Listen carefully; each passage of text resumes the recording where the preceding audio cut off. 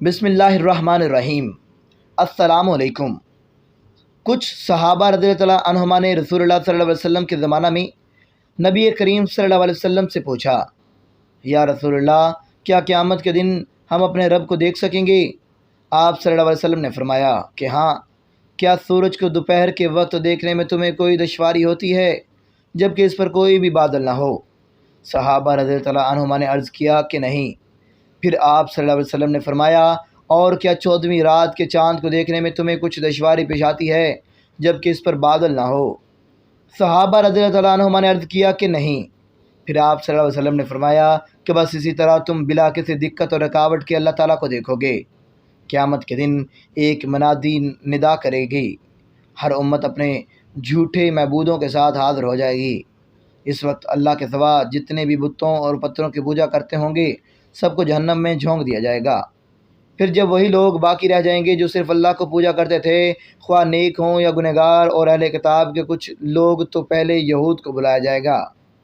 پوچھا جائے گا کہ تم اللہ کے سوا کسی کو پوجا کرتے تھے؟ وہ عرض کریں گے کہ عزیز ابن اللہ کی۔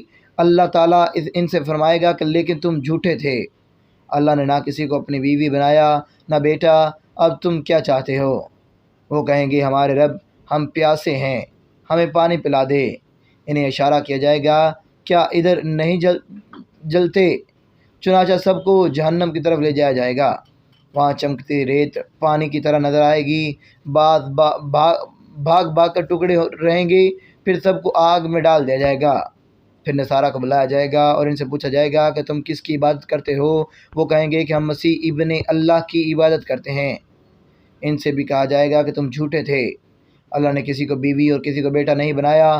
پھر اس سے پوچھا جائے گا کہ کیا چاہتے ہو کہ ان کے ساتھ یہودیوں کی طرح برتاؤ کیا جائے؟ یہاں تک کہ جب ان لوگوں کے سوا اور کوئی باقی نہ رہے گا جو صرف اللہ کی عبادت کرتے ہوں گے، خواہ وہ نیک ہوں یا گنہگار، تو ان کے پاس ان کا رب ایک صورت میں جلوہ کر جائے گا جو پہلی صورت سے جس کا وہ دیکھ چکے ہیں ملتی جلتی ہوگی۔ یہ وہ صورت نہ ہوگی۔ اب ان سے کہا جائے گا، اب تمہیں کس کا انتظار ہے؟ ہر امت اپنے معبودوں کے ساتھ لے کر جا چکی۔ وہ جواب دیں گے کہ ہم دنیا میں جب لوگوں سے جنہوں نے کفر کیا تھا جدا ہوئے تو ان میں سے سب سے زیادہ محتاج تھے، پھر بھی ہم نے ان کا ساتھ نہیں دیا، اور اب ہمیں اپنے سچے رب کا انتظار ہے جس کی ہم دنیا میں عبادت کرتے تھے۔ اللہ تعالیٰ فرمائے گا کہ تمہارا رب میں ہی ہوں۔